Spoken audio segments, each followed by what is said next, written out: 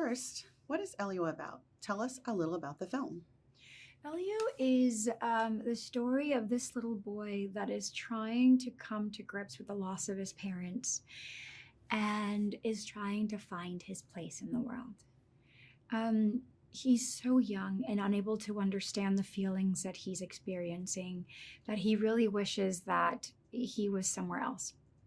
This is all happening while his aunt Olga is trying to come to grips with accepting the fact that her life took this life-changing turn, and she now has to give up, her childhood dream of being an astronaut to now become her nephew's mom and guardian.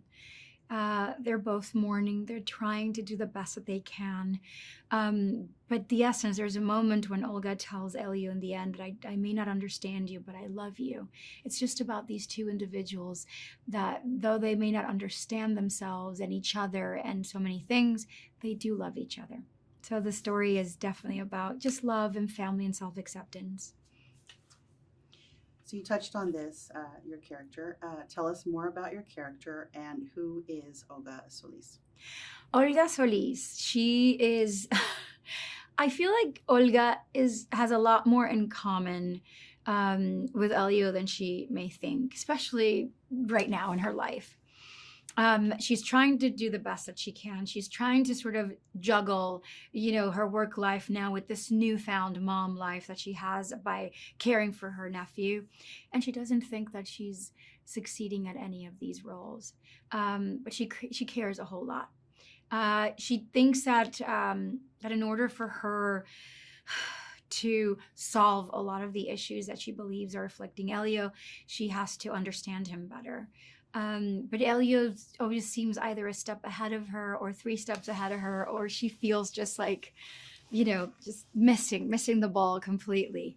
And it isn't until she loses Elio that she realizes that it doesn't matter what Elio may need and whether or not she understands Elio. She just wants to love him and she wants to be there for him. What was it like working with the filmmakers, Domi, Maddie, and Mary Alice at Pixar? It was amazing. I celebrate women a whole lot. And, I am a mother of boys and I'm so happy about that. But women have a very special place in my heart. So Pixar has always been a childhood dream of mine to be a part of. And but never in my wildest dreams did I ever think that I was going to be directed in a Pixar movie by 3 incredible women. We had a blast, from speaking Eliolese, with Maddie, to speaking about matters of the heart when it concerned Olga and Elio with Domi. And Mary Alice just being this amazing godmother that oversaw the whole thing. It was so supportive and such an enabler for all the good things, all things good. It just felt like it was just a dream team. Tell us inside the recording booth at Pixar, what is it like? Did you get to work with Yonas when recording? We did not get to work together. By the time I joined the team, Yonas had recorded almost 85% of his work. And but that meant also that I heard amazing stories about him from the girls. I met him for the very first time last year at D23, but we were instantly just pals. He's very talented. He's so committed. And there's something really melodic about the sound of his voice that I know from the very first moment I heard him speak, and I can immediately identify him as Elio. So I can't really tell sometimes Yonas and Elio apart. I'm extremely proud of him. I think he has a wonderful career ahead of him because he's had a wonderful career so far. Pixar has a rich history of exploring the power of friendship and connection by creating classic duos. Talk about how this tradition continues with Elio and Gordon's unlikely yet very special friendship. Oh my gosh. What they have is something really special that I feel like so many kids can identify with, especially children that feel,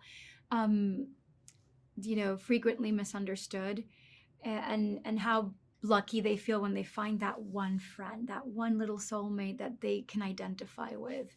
Those bonds end up being really timeless and very special. And I feel like that's what Elio and Gordon have. They are friends that can confide in each other. They are friends that can confide in each other, but they're also friends that can tell each other the truth. And that's what I found really extra special about their relationship. Why does seeing this film in the theater enrich the experience for moviegoers, and why should everyone try to see this on the big screen? What are some of the things that make this film such a fun ride for audiences? I mean, just the journey from Earth to space and how elaborately beautiful and colorful all of our animators made this film. It can only be appreciated in the big screen. I'm telling you. So I think it is absolutely necessary to bring your grandma, bring your siblings, bring your children, and have your children bring their friends, and go see Elio in the big screen. Have your big bowl of popcorn, splurge on some Glorb, get your big tub of popcorn, sit down with all of your family members, and go watch Pixar's Elio. First off, what is Elio about? And tell us a little about the film. Elio is about a journey of a young boy who really feels he doesn't fit in with the kids around him. He's dealing with grief, and he decides that he would be happier in a different universe as he tries to discover his unique self. And I think that's the core of the movie. Tell us about your character and what drew you to this project. Well, my character is Grigon. I am the warlord of the Communiverse, and it's the first villain I've ever played in a Pixar film. So that was enticing to me because I've always wanted to play a villain. And when they showed me the sketches and I learned about the movie, it was just a no-brainer for me. And who is Elio? Describe what he is going through and his relationship with your character.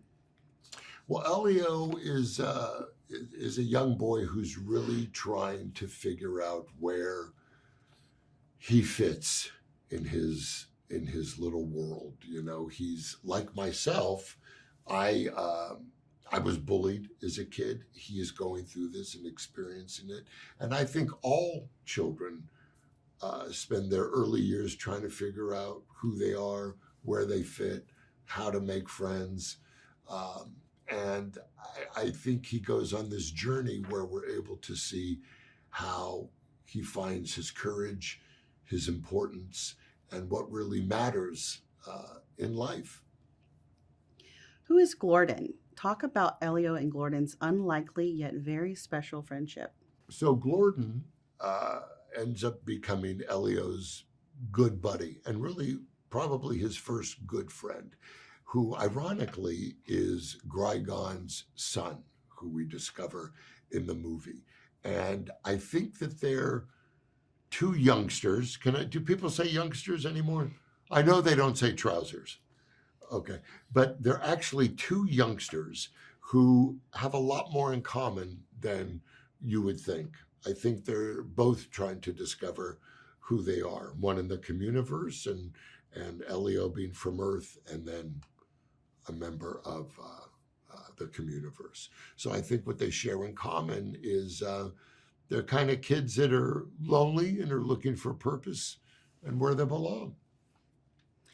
How exciting is it to be part of an original, all-new Pixar feature film? Well, it's very exciting to be part of a film like this. I'm a huge animation buff, and I've had the honor of working with Pixar in many things. Well, what was it like working with the filmmakers at Pixar? Well, the filmmakers at Pixar are, I think, the best. I mean, I feel weird saying this because they employ me. But when you see a film like Elio, just like the first time I saw Finding Nemo, they just bring animation to another level. Visually, this movie is stunning. But what's great is the characters are so multi-layered. You know, in this one, Elio, there's a lot of heart. He learns to deal with grief, which is a touchy subject, obviously, for children. But the way they approach that in this film, just gives it those textures of emotion that we don't see often in films, be they real or animated. Take us inside the recording booth at Pixar. What is it like? Did you get to work with any of the other voice characters when recording? Well, unfortunately, there is a restraining order between me and 3 of the alien voices. No, actually, like most animated films, I work alone, or they want me not around other people. I can never tell what it is, but I think it's a mutual choice. But you know what's really great? You're working on a soundstage that had some of the greatest voice-over actors in history standing there, and then me. So you feel the difference. I know the director did. Why does seeing the film in the theater enrich the experience for moviegoers? And why should everyone try to see this on the big screen? What are some of the things that make this film such a fun ride for audiences? Well, I think, first of all, I'm a big fan of seeing movies in the theater, and especially animation. And when you see this film on a big screen, now I'm not going to lie to you, I did watch it in my car on my GPS. But then later I went into a theater and I saw it on a big screen, and that's how you got to take this movie in. I mean, without sounding trite, there's a magical thing about it. The animation is just really stunning. It's really great. And I think, unless they're Westerns, you got to see them in the theater. Westerns you watch on your phone or you listen to it on the radio on Sunday with Nana. That was always a great thing for me. But what I think people are going to really love about this film is the heart, the discovery for Elio of how he finds himself, the obstacles we face in life, not just parking here today, which was horrendous, but the real things that are important. Who is Elio when we meet him, and what's his biggest wish, and how does this evolve when it comes true? Yeah, so Elio is just an amazing kid with a great spirit, and I love everything about him. I mean, he has this ability not to care about what other people think, and that's what I admire about him.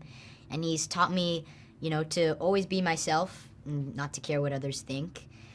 His wish is really just to go to space, but also find friends and find the people who he can relate to.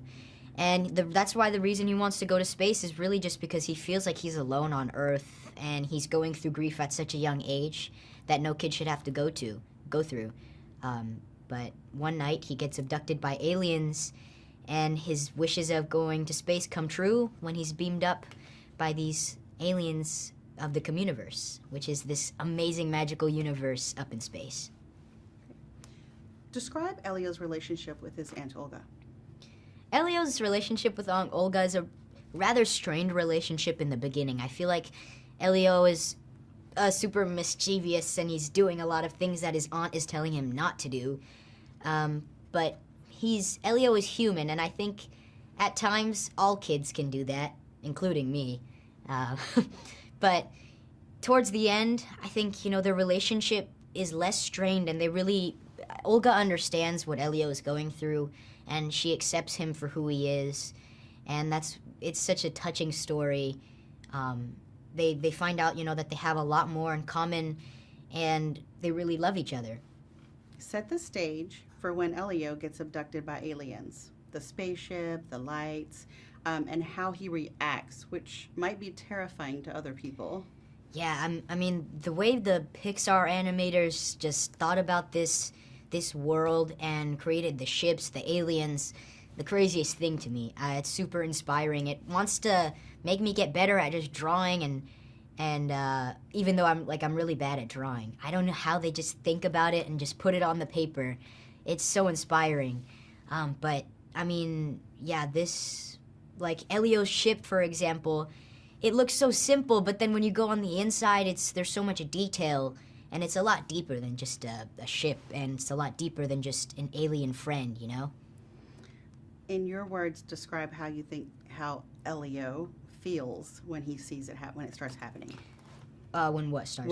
When the abduction starts happening and the lights come and he's going into space. Yeah, so in this space, right before he's about to get abducted, I think he's about to get like punched because he's getting bullied by these two kids at his camp, and time freezes like right when his hands are like this, and Elio's like, wow, well, this is strange. There's a big green light that flashes onto Elio. He slowly walks up. He's like a little wary about it, but then all of a sudden he gets beamed up and he's so excited. You hear it in his voice. And, you know, when I was recording this, I really felt for Elio, and I just imagined myself like, if I was getting beamed up by aliens, how cool would it be, you know? Who is Lord Grygon, and why does Elio volunteer to negotiate with the fierce warlord on behalf of the Communiverse? Yeah, so Lord Grygon is the dad of Glorden, Elio's best friend. He is this very scary warlord of his planet, Hylurg, which is also in space. And Ambassador Grygon wants to become an ambassador at the Communiverse, but the people of the Communiverse don't want him to be. They think, you know, he's going to cause mass destruction, which he does. And he gets upset when the Communiverse declines his offer. So Grygon says he's going to destroy the Communiverse. So Elio decides that he wants to talk to Grygon, otherwise he's going to have to go back down to Earth. The Communiverse is going to just put him back down to Earth where he does not want to be. So he decides to just talk to Lord Grygon and try and get him not to destroy the Communiverse. And that's just really because he's so alone on Earth that he's willing to do anything that it takes to stay up on space. You mentioned Glorden. Who is Glorden, and why is he so important to Elio's personal transformation? Yeah, Glorden is this super cute, cuddly, amazing, toothy worm alien that Elio makes friends with in space. He's the son of Ambassador Grygon, and they meet in the Communiverse. You know, Elio and Glorden physically they look a lot different. I mean, aliens and humans are completely different, but they have so much in common. I mean, they share so many similar traits, and they both feel alone. I mean, Glorden is feeling alone on space, Elio's feeling alone on Earth, and that's why they bond. And Glorden really helps Elio from becoming a little bit more shy in the beginning to becoming more like in himself, in his own skin. Elio really knows who he's truly meant to be. How would you describe the look of the film, specifically Pixar's take on outer space? The look of the film, I mean, if I could give it in 3 words, I would say magical, adventure, and beautiful. I mean, the Communiverse, when I saw it animated fully for the first time, some of the most beautiful sights I've ever seen. The way the Pixar animators just animated this amazing universe that's never been seen before is so crazy. And the aliens are also so beautiful, and they fit so well in the Communiverse. And yeah, I would just say how magical. It's very magical. Describe the process recording a character for the Pixar movie. How did you get into character when you were doing your voice? Yeah, I mean, when I was starting this Elio role, I didn't have to do too much to tap into Elio because we share so many similar traits. I mean, Elio is, like I said, a great kid with an amazing spirit, and he's always down for an adventure, and I feel like I can relate to all those 3 things. I mean, he just doesn't really care about what people think, and he's kind of taught me in a way to live by that. And that's why I feel like when doing Elio, I just had to be myself, and I feel like I am Elio and Yonas at the same time. What do you hope audiences take away from the movie? I hope that they just walk out of this theater super entertained, but also mostly the deeper meaning is really just how important your friends like Glorden and your family like Olga are to you, and they just want the best for you. And also, if you're feeling alone, you feel like you don't have, it's hard to make friends and you're going through grief at a young age or any age, you know, it's all going to be okay and you'll get through it. Give us your elevator pitch. What is Elio about? Elio is a movie that answers a what if question. What if Earth's strangest, weirdest little boy was abducted by aliens and is mistaken for the leader of Earth? Domi, tell us more about Elio. Why does he want to be abducted by aliens? Elio wants to be abducted by aliens because he feels like he no longer belongs on Earth, and he truly belongs in space with his fellow aliens, and he hopes to find his people in space. Mary Alice, describe the dual sets of this film and how the contrast reflects the storytelling. On Elio, we really thought about the two main locations. We have Earth and we have the Communiverse. And when we meet Elio, he's on Earth, and the way we portray Earth is muted colors, really hard lines, just to try to contrast this little colorful little art weird child. And then when he goes to space, it's like wish fulfillment. It's this beautiful, amazing, dazzling jewel in the sky. And there we really lean into organic shapes, bright colors, bioluminescence. And so we hope that those two contrasts really help us tell our story. Madeline, describe the Communiverse, the inspiration behind it, and the organization of the aliens that reside there. The idea behind the Communiverse, it's sort of supposed to represent Elio's greatest dream. It's this utopic planet almost hanging in the sky where aliens all across the universe have gathered to sort of share information, knowledge. We talked about it like a space UN. And the whole point for us as we were designing the Communiverse and designing the aliens was to make them feel unique, organic, friendly. And when Elio first sees the Communiverse and first meets these aliens, we needed to be in his shoes as he realizes this place is incredible and I never want to leave. Domi, who is Lord Gragon? Why has he targeted the Communiverse, and how does Elio end up volunteering to settle the dispute?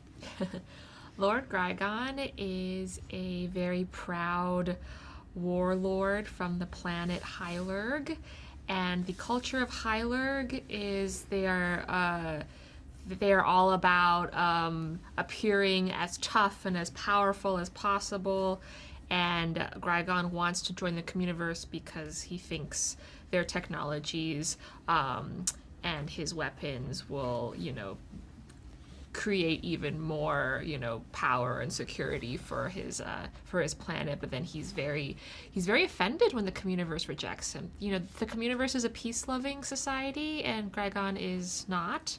And when he's rejected, he takes it very personally, and he vows to wipe out the Communiverse in retaliation for rejecting him. And Elio kind of bravely volunteers to help talk down Gragon in this moment of panic for the Communiverse when everyone's like fretting and they're wanting to escape and flee. Elio's bravely volunteers and says, "I'll do it. I'll talk to the warlord. I can negotiate with him, and in return, please let me stay on the Communiverse forever." And that's kind of how Elio gets roped into negotiating peace with Lord Gragon. Mary Alice, let's talk about casting. How do Yonas and Zoe bring their characters to life? Wow, yeah, I think we're so lucky to have the cast that we do on Elio. We have, obviously, our main character, Elio, is played by Yonas Kibreab. He is a young man, and he's grown up on this film. This is a film about Elio coming of age, and Yonas literally came of age recording with us. And he brings so many things. He's so talented. He is so energetic. He's curious, I think, like Elio. We all think he might actually make a wonderful ambassador for us, for Earth, because he's very confident. We can see him charming everyone. And then, of course, Zoe Saldaña, I mean, amazing, the queen of sci-fi. I mean, just a wonderful person. She's a mom. She's played so many military roles. So even just meeting with her early on, she had such great insights to Olga.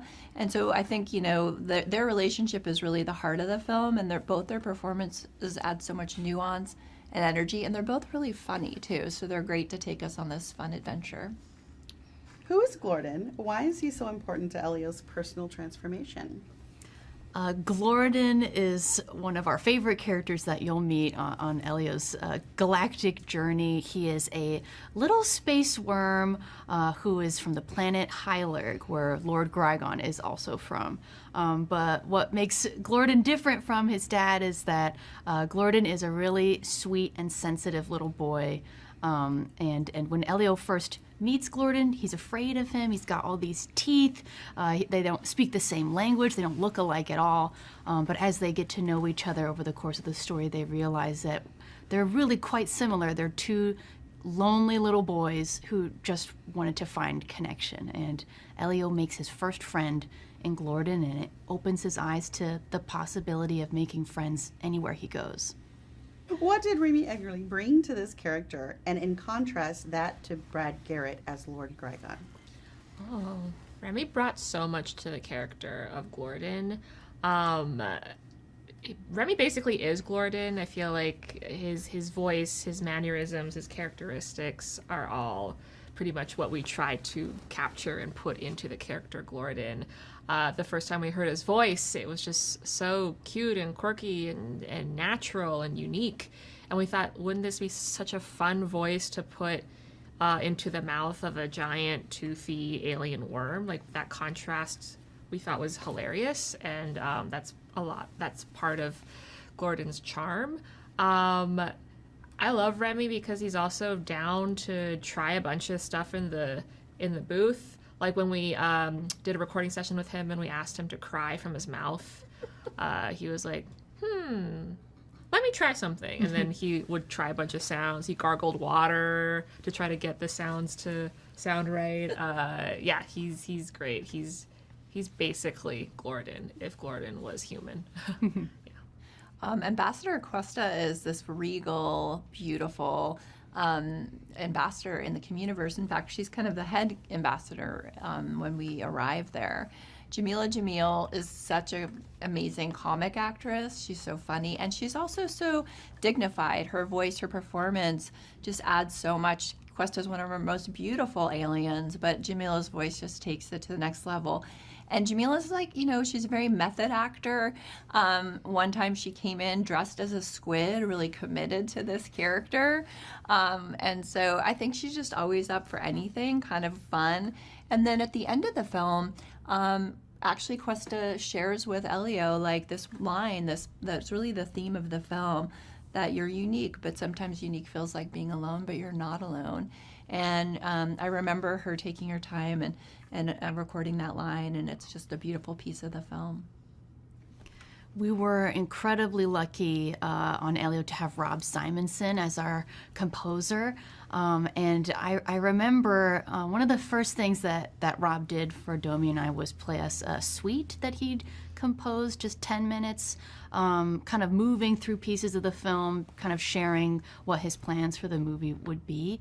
And the very first part of that suite was Elio's theme, that simple melody. And we fell in love with it right away. I don't think we changed it from there because that theme sort of embodied this loneliness, but also the hope that Elio has. And it was really exciting working with Rob as we found where to place that theme in the film and where to evolve it and where to feel Elio's character change thanks to the music. Rob also is a huge fan of aliens and sci-fi, just like we are. So for him, I think it was fun to pay homage to sci-fi classics. Like you'll hear John Williams' influence in these huge, big sweeping brass moments, but also some really fun with synthy, more alien sounds in the Communiverse. So we're just so lucky that it was Rob. He was a joy to work with, and I think Elio's score is one of the greatest strengths of the film. Tommy, Pixar is known for infusing its films with action, heart, and humor. How does Elio meet that criteria? Yeah, what I love so much about Elio is that it is this epic space adventure, but at its core, it's this very, very deep and emotional and intimate kind of story about this lonely boy looking for connection in the universe, and his relationship with his aunt Olga, his relationship with Glorden. These are animated characters, but they feel very real. These relationships are very, very real. When he fights with his aunt, we drew a lot from, our own fights with our own parental figures, our own kids, and just like how there's miscommunication when, one side is not understanding the other. But at the same time, Elio is transported to this magical place called the Communiverse, kind of like our space UN, where creatures from all over the galaxies and come and live and work together, and he has to do incredible things like negotiate with a warlord. He has to fly a spaceship, and the scope and scale of this movie is huge and amazing, and it looks so good on the big screen. But at the same time, the emotional through line is something that we can all relate to, about this boy looking for connection, finding it in his first friend, coming to understand the planet where he's from a little bit more. We're kind of able to do all those things because we work at Pixar, and that's, everybody who works on these movies are so passionate about the movies that they work on. They want our movies to, we all want our movies to resonate with audiences of all ages. We want audiences to have a takeaway from our movies, to feel a catharsis at the end, to laugh and to cry. So we, feel very proud that Elio lives up to our studio's high expectations. Mary Alice, why should audiences see this film on the big screen? Audiences should go see Elio on the big screen because it is one of the most beautiful films we've ever made at Pixar. I think we're at our best when we make these immersive worlds that have this depth and richness to it. And Elio is certainly one of, if not the most beautiful films. And it's also a story about connection, about family and friends. And I think for me, one of the best things, I love going to the movies all the time, but I love going to the movies with my whole family. We can go to one movie together, really enjoy this epic space adventure, but also leave with something to talk about, just how connection is so important. In friendship, you can find it anywhere, and how much it means that we're connected as a family.